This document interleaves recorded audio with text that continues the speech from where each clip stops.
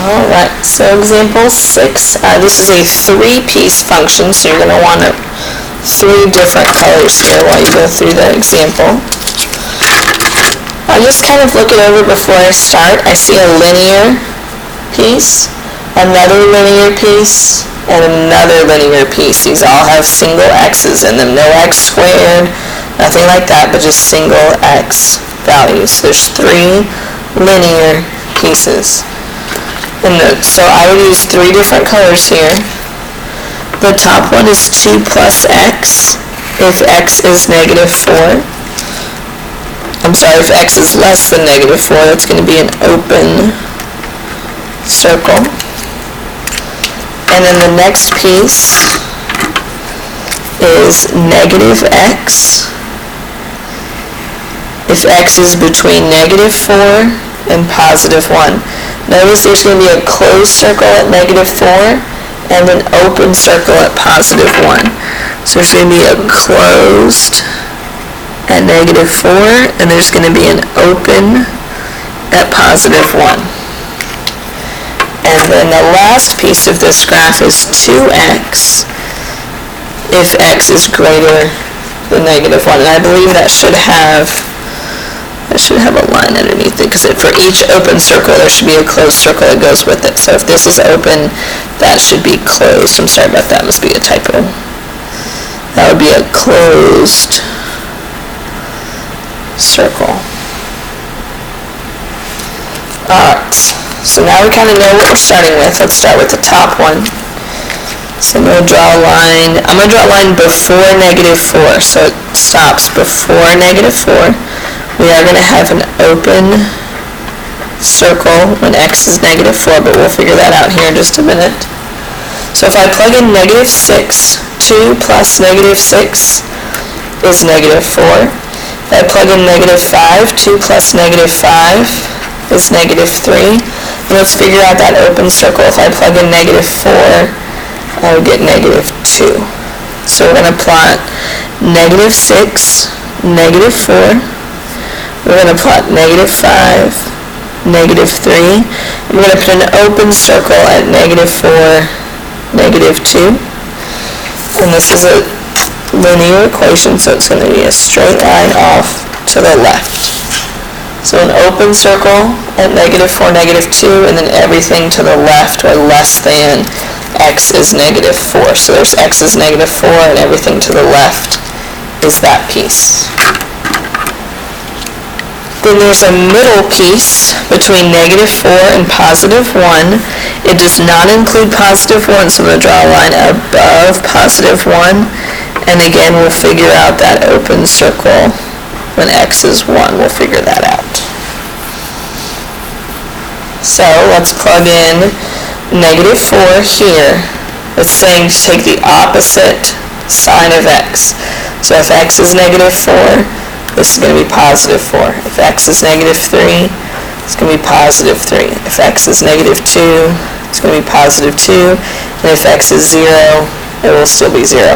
I skipped negative 1 here just for some space, because I know these lists get a little long, but you get the idea here. So we're going to plot negative 4, positive 4. It's going to be a closed circle. So again, one's open, one's closed. Negative 3, positive 3.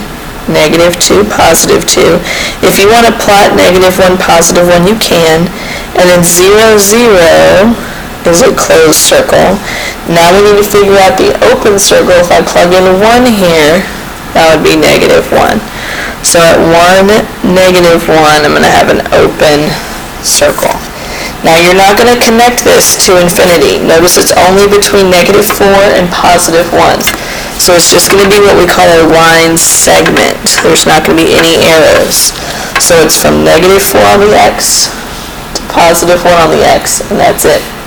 Just negative 4 to positive 1, just a segment of a line, no arrows. And last but not least, we have the third piece. If x is greater than, or it should have said equal to, positive 1. So if I plug in positive 1, 2 times 1 is 2. If I plug in 2, 2 times 2 is 4.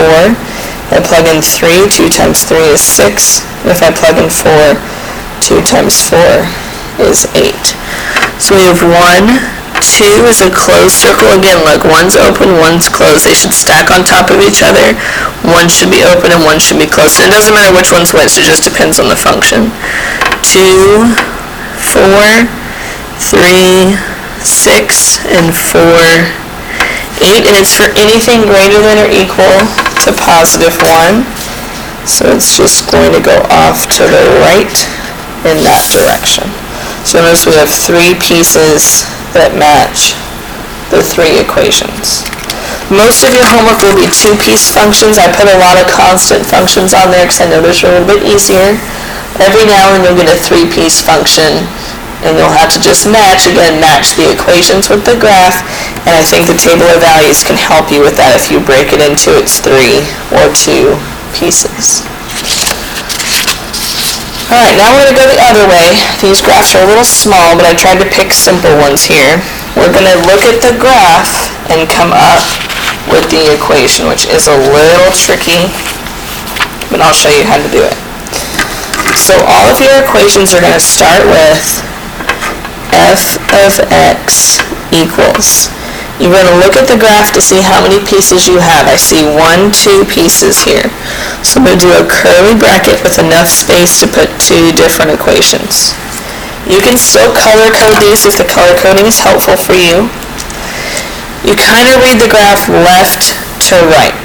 We naturally want to go top to bottom, but we want to read these graphs left to right. So starting from the left, the first piece I see is down here, and it has a closed circle. And you want to pay attention to where it breaks on the x-axis. And that's really hard. I know it's really hard for students to see or to read how these things break. So the y-axis is the breaking point for this graph. You can see that one line stops at the y-axis and the other line starts at the y-axis. The y-axis is when this line is when x equals 0. So the breaking point between these 2 graphs is when x equals 0. We'll look at some other ones as we go down, but this breaks when x equals 0. Alright, so this first graph, first you have to decide what parent function is it. Some choices are, is it constant? Is it linear? Is it quadratic? It could sometimes be square root. And I think we even have a cube root on these. But it could be any parent function. We've studied a lot of them. Constant and linear are the most common. Every now and then we'll see a quadratic. You'll see a square root sometimes, and you might see a cube or a cube root sometimes. I don't get into rational, reciprocal, exponential. I don't get into those, but it could be constant, linear, quadratic, square root, cubic, or cube root. Some of your basic 6 shapes. Alright, so back to number 35. This is a constant graph. It's flat. It doesn't tilt, so perfectly flat lines are constant. If it has a tilt, then it's linear. But if it doesn't tilt, if it's perfectly straight, side to side, it is a constant function. And you want to think about what is the y value of this constant function. You'll see it's labeled here at -1. So we'll put -1 if x, and we said it breaks at 0. This is to the left of 0, and it's a closed circle, so it's less than or equal to 0. Now I know that is tricky to be able to do on your own. Again, I won't ask you to do that on your own. You'll just have to match for the test and the final exam. You'll just have to match the 2 pieces with their equations. The next piece of the graph you'll see has an open circle, an arrow to the right, and it's at the y value 1. So the answer is +1. F of x, remembers y is +1 if, and this time it's to the right of 0, if x is greater than 0. So I'm not going to ask you to create the equation. I'm going to ask you to match the graph with the equation. If you saw these two, could you match them? Alright, let's look at the next one. Number 37. Again, we're going to start from left to right. So f of x equals, again I see two different pieces. So we'll do a curly bracket that can account for both of those pieces. Starting from the left, I see a line up here. I see a closed circle. Notice that it stops at the y-axis. Remember the y-axis? The y-axis is when x equals 0. So we're looking on the x. What's the value? Alright, so the y value is 2 if x is less than or equal to 0. So it's just like 35. It has a closed circle and it stops when x is 0. The second piece of this is an open circle. Notice that it does not start at the y-axis. There's a gap between those two. The gap is okay. It doesn't hurt anything. It just means that this starts at the x value 1. And the y value, let's see, should be negative 1. So those are your y values. Yeah, so that y value is negative 1. So negative 1 for the y value if the x value, and it's an open circle, is strictly greater than positive 1. So if you can read the graph and match the equations, you're good to go. Don't stress too much. That's why I'm walking you through these. Don't stress about creating these yourself. Just be able to match the two when you see them. Alright, number 39. Notice that this first part of the graph is linear. It is not constant. It's slanted. So you have to remember how a linear function is built. It has a slope and it has an intercept. And you should have learned this, in beginning algebra, that linear means that there's a slope and a y-intercept. You can build the equation off the y-intercept and the slope. So when we look at this graph, it's going up, it stops when x is 0, and we need to count the slope. And they try to help you by giving you critical points here. You'll see that it has negative 2, negative 2. If you go up 1 over 1, up 1 over 1. So you can see the slope rise over run. Up 1 square, right 1 square. Up 1 square, right 1 square. So you should be able to count the slope off the graph. That is the slope of 1x. You don't have to put the 1, but it helps to kind of verify the slope. And then you have to find the y-intercept. This guy crosses at the origin, so it's technically plus 0. Again, if it's 0, you don't have to put plus 0, but it doesn't hurt to see the slope and the y-intercept. And you might want to remind yourself that is your slope and that is your y-intercept. If it's anything other than 1 and 0, you have to write it down. So it's if x is less than or equal to 0. Again, closed circle at x equals 0. So if you're thinking, can I just put x for this one? Yes, you can. But I'm trying to be clear about slope and y-intercept here, but you could just put x for that one. The second piece of the graph is constant. It's flat. You'll kind of notice it's emphasizing that it doesn't go up or down. It's an open circle, and the y value is 2. So 2 if x is greater than 0. So it happens to the right of x equals 0. And you can label this however much you need. This is x. The y-axis again, that is when x equals 0. So there's 1, 2, 0. If that helps, why we're putting 0 here. Alright, hopefully you're not totally cross-eyed by now. Let's look at the next one. We're going to start from the left. We can see two pieces. F of x equals. The first piece is constant. Notice it has an open circle.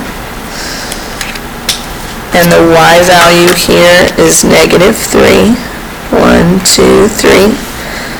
So negative 3, no x because it's constant, if, and it breaks at 0, so if x is less than 0. So the open circle means no line here. The second part of the graph is curved and off to the side, and it has a solid circle at 0, 0. That is your square root parent function. Now for square roots, if it goes up 1 over 1 to start, and they show you that it goes 1, 1, then it's just the parent function. It's over up a stretch, then it would be different. But because it's just at 0, 0, and 1, 1, that means that there's no stretch, shrink, up, down, right, left, nothing. And the 4, 2 also emphasizes that. The square root of 4 is 2, so nothing weird has been done to this one. And that is if x is greater than or equal to 0. Again, that breaking point, if it helps you see it, it breaks at the y-axis, which is when x equals 0, which is where we're getting those zeros from.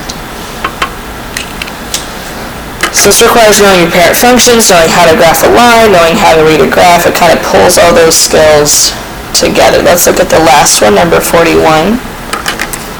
And I just pulled these right out of the textbook, that's why they're a little bit blurry, but I wanted to use exactly what you're going to see on your homework. So we have this long piece here, and it goes, and you can kind of see that squiggle through the origin.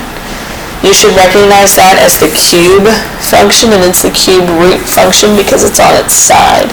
So it's not up and down like the cube function, it's on its side, which is the cube root function. So we have f of x equals, it's two pieces. The first piece, it goes through 0, 0. Again, nothing crazy going on there. Goes through negative 1, negative 1, positive 1, positive 1. So it is just the parent function, the cubed root of x. And that is if x is less than, you'll notice an open circle, but the x value this time is 1. See where it breaks when the x value is 1. So it's not breaking on the axis, it's breaking when x is 1. So when x is less than 1, it's the cubed root of x function. After that, we have a linear function. So we have a closed circle here, and it goes up to the right. We need to get the slope, which is usually 1 for these. Sometimes it's 2, but you can see it's up 1 over 1. Up 1 over 1, so it's a slope of 1x. Now here you have to kind of trace backwards, which is kind of weird. You have to go down 1, back 1 to see where it would cross. So if we extended this back, it would cross at positive 1. So it's plus 1 for the y-intercept. So some students will use their ruler, kind of line it up to see that it crosses here. That 0 is down here. But you kind of have to extend it in your mind to see where it would cross the x-axis. And that is if x is greater than or equal to, because it has a solid circle, 1. And again, the reason this is 1 is because of where the graph breaks. So hopefully that gives you a little bit of an idea of piecewise functions. Again, your job is to match, not to create. So I'm not going to ask you to draw the graphs, and I'm not going to ask you to build the equations. Your job is to match, to understand what the parent functions are and how to read the graph, and where the domain breaks. So those two things are what you need to focus on. And that is for homework 6, piecewise functions.